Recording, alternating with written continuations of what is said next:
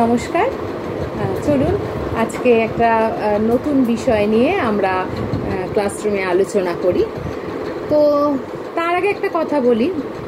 আচ্ছা, ধরুন আপনি আপনার সন্তানকে বুঝিয়ে যাচ্ছেন যে রোজ সন্ধ্যাবেলা পড়তে বসতে হবে, তারপরে একটা শৃঙ্খলাবদ্ধ জীবনের মধ্যে থাকতে হবে, এই সমস্ত ব্যাপারগুলো আপনি রোজ বুঝিয়ে যাচ্ছেন অর্থাৎ কিন্তু তৎসত্ত্বেও আপনার সন্তান কর্ণপাতই করছে না বিষয়টাতে। তাহলে কি করি আমরা তখন? আপনার আমার সবার ক্ষেত্রে একই করব আমরা তখন। কেউ বিরক্ত হব, কেউ বকাবকি করব, কেউ প্রচণ্ড রেগে গিয়ে চিৎকার চেঁচামেচি করব, কেউ হয়তো মারধরও করব। তো ঠিক এই রকম একটা বিষয় নিয়েই আজকে কথা বলবো, সেটা হচ্ছে public interest theory. Public interest theory কি? আমরা আগেই বলেছি যে 1972-তে স্টকহোম কনফারেন্স হয়েছে। স্টকহোম কনফারেন্স থেকে আমরা প্রথম পরিবেশ বিষয়টা নিয়ে সচেতন হই, তারপর আমাদের কনস্টিটিউশনে 1976-এ ঢোকে। এইসব কথা তো আপনাদের বহুবারই মানে আলোচনা করতে করতে আপনারা বলবেন আর এখন আমি এটা শুনতে চাইছি না, জানি আমি, কিন্তু নতুন যারা আছেন তারা একটু সাবস্ক্রাইব করে দেখে নেবেন। তো চলে আসি মূল কথা। তো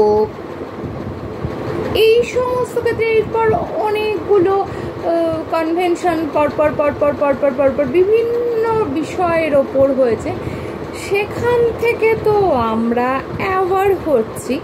তো এই মানে অ্যাওয়ার হচ্ছে মানে আমরা এটুকু বুঝেছি যে আমাদের পলিউশনকে কন্ট্রোল করতে হবে, কারণ পলিউশন যদি কন্ট্রোল না করি বা পলিউশনকে মিনিমাইজ না করি, হ্যাঁ, এবং নেচারের যে নিজস্ব ক্ষমতা সেটাকে যদি না বাড়াই, তাহলে কি হবে? আমরা ভয়ানক বিপদের সম্মুখীন হব।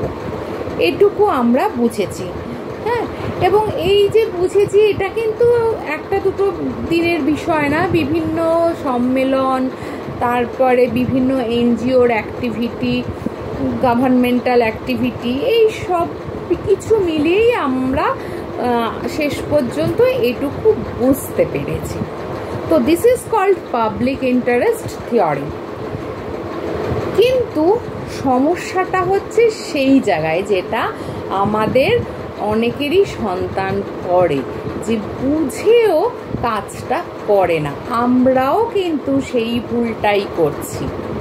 কি না, আমরা অ্যাওয়ার, আমরা জানি যে নেচারকে নষ্ট করা যাবে না, নেচারকে কনজার্ভ, প্রিজার্ভ যে ভাষাতেই বলুন করতে হবে, পলিউশন আটকাতে হবে, হ্যাঁ, আমাদের বেটার লাইফের জন্য এসব আমাদের একেবারে মুখস্থ।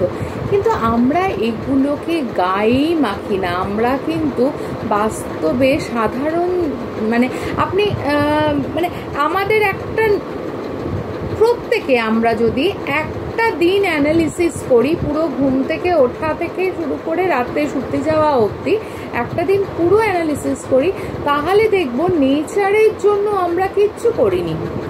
আমাদের নেচারের ক্ষেত্রে ইনভেস্টমেন্ট জিরো। মানে আমরা সারাদিন প্রচুর কিছু করি, সেটা আমাদের বেটার লাইফের জন্য, কিন্তু সেই বেটার লাইফটা কিন্তু আমাদের সাস্টেনেবল বেটার লাইফ নয়। কারণ কি, আমরা মানে লাক্সারি জীবনযাপন করার জন্য যা যা করণীয়, অর্থ রোজগার, পড়াশুনো করা বা ব্যবসা বাণিজ্য যা যা দরকার, আমরা সেগুলো সমস্ত কিছু করছি, কিন্তু আমাদের যে কোনোটাই থাকবে না যদি নেচার না থাকে, সেইটা কিন্তু আমরা সে বিষয়ে একেবারেই গা করি না। তো এই জায়গাগুলোই কিন্তু আস্তে আস্তে তুলে ধরছে পাবলিক ইন্টারেস্ট থিওরি। তো যাই হোক, তো আমরা যেহেতু সহজে কর্ণপাত করি না, তো সেক্ষেত্রে আমরা দুটো প্রবলেম অ্যারাইজ করছি। এক হচ্ছে যে পরিবেশকে আরও আরও আরও আরও খারাপের দিকে নিয়ে যাচ্ছি।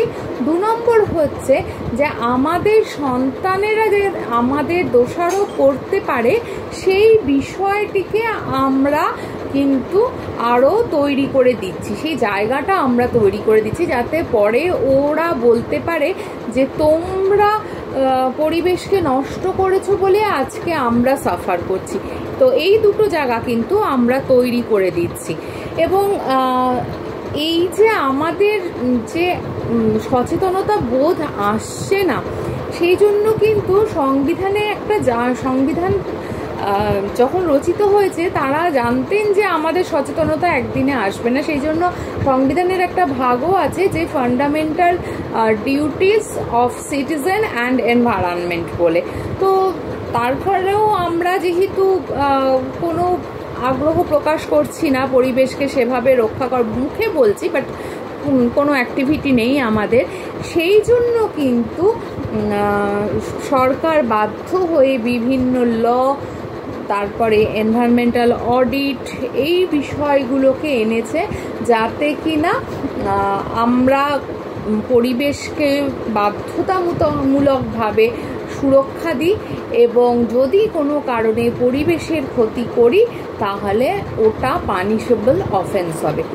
তো যদি আমাদের সন্তানদের থেকে সম্মান আদায় করতে চাই এবং নিজেদের ভবিষ্যৎকে সুরক্ষিত করতে চাই, তো চলুন কালকে থেকে আমরা ডেলি রুটিন পাল্টাই এবং আমরা পরিবেশের জন্য বাস্তবিকই কিছু করি। তো আজকের বিষয়টা যদি ভালো লেগে থাকে প্লিজ লাইক, কমেন্ট, শেয়ার করবেন আর স্কিপ করবেন না। কালকে দেখা হবে একটা নতুন সম্পূর্ণ বিষয় নিয়ে। আজকের মতো এইটুকুই, নমস্কার।